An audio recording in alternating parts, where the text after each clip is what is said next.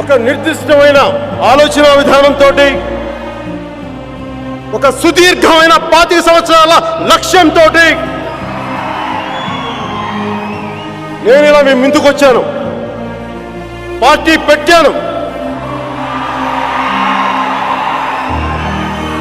దాని పేరు జనసేన. జనసేన జనసేన మీ సేన, సామాన్యుల సేన, మన భారతదేశపు సేన. ఇల్లేమో దూరం, ఇల్లేమో దూరం, అసలే చీకటి గాఢాంధకారం, దారంతా గతుకులు,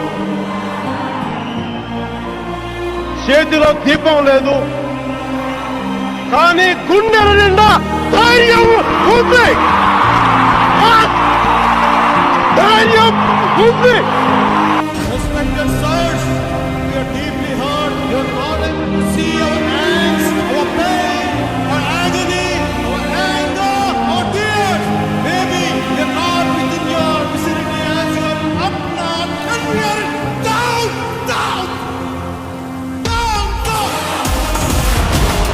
గుర్తుపెట్టుకో, అర్థాపాతానికి తొక్కకపోతే నా పేరు పవన్ కళ్యాణే కాదు, నా పార్టీ జనసేనే కాదు.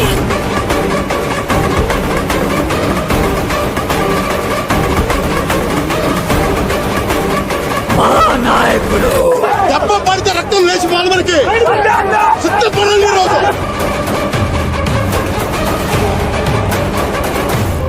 ఒకసారి మా వైపు చూడండి.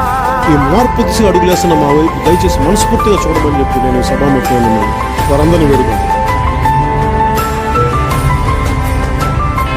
గెలుస్తావు కదా మహా, మీ నాన్న దేవుడు ఆశీస్సులు నీకు ఉంటాయిరా. నువ్వు గెలవాలని ఊరంతా కోరుకుంటుందిరా. గెలుస్తావుగా, వీళ్ళంతా నిన్నే నమ్ముకున్నారు. అంటే 14 చోట్ల వైఎస్ఆర్సీపీ గెలుచుకుంటే 14 చోట్ల వైఎస్ఆర్సీపీ గెలుచుకుంటే 21 చోట్ల జనసేన గెలుచుకునే దానికి ఆస్కారం ఉంది. అంటే ప్రధాన ప్రతిపక్షం నేనే. అసెంబ్లీలో ప్రధాన ప్రతిపక్షం కోల్పోతుంది వైఎస్ఆర్సీపీ. ఇక మీదట నెక్స్ట్ గవర్నమెంట్లో అంటే వాళ్ళ కూటమిలో ఉండొచ్చు, కానీ టెక్నికల్గా ప్రధాన ప్రతిపక్షం నేనే అని జనసేన ముందుకు వస్తుందంటే 18 సీట్లు. అంటే ఎవరికైనా తెలియని వాళ్ళు చేస్తున్నారు సార్, 18 సీట్లు దాటితే వాళ్ళకి ప్రతిపక్ష హోదా ఇస్తారు. సో ప్రతిపక్ష హోదా వైఎస్ఆర్సీపీ కోల్పోతుంది. ఖచ్చితంగా జనసేన ప్రతిపక్ష హోదాలో తీసుకొని 21 స్థానాలు పోటీ చేసి మేము గెలవగలమని ఖచ్చితంగా క్లారిటీగా ముందుకెళ్తున్నారు. ఇక మీదట మనకు ఆంధ్రప్రదేశ్ రాష్ట్రంలో అసెంబ్లీలో ప్రధాన ప్రతిపక్షం జనసేననే. ఆధిక్యం కనబరుస్తోంది, 42 చోట్ల విజయం సాధించింది. అలాగే జనసేన 15 చోట్ల ఆధిపత్యం కనబరుస్తోంది, 6 చోట్ల విజయం కన్ఫర్మ్ అయింది. ఇంకా బీజేపీ విషయానికి వస్తే 6 చోట్ల ఆధిక్యం కనబరుస్తుంది, 2 చోట్ల విజయం కన్ఫర్మ్ అవుతుంది. ఇక ప్రస్తుతం వైఎస్ఆర్సీపీ 12 స్థానాలకు మాత్రం మనకు ఆధిపత్యం కనబడుతుంది. హిందూపురం కావచ్చు, అలాగే పిఠాపురం కావచ్చు, అలాగే ఇది ఉన్నటువంటి డ్రోన్ కావచ్చు. దిగ్గజ మంత్రులందరూ కూడా ఓడిపోయిన సందర్భంగా ప్రస్తుతం పిఠాపురానికి సంబంధించినటువంటి లీడ్ మనం చూస్తున్నాము. పవన్ కళ్యాణ్ గెలిచారు, ఆయన విజయం సాధించారు. 70,354 పైకి ఓట్ల మెజార్టీతో సమీప ప్రత్యర్థి వంగ గీతపై ఆయన విజయాన్ని సాధించారు. పవన్ కళ్యాణ్ అనే నేను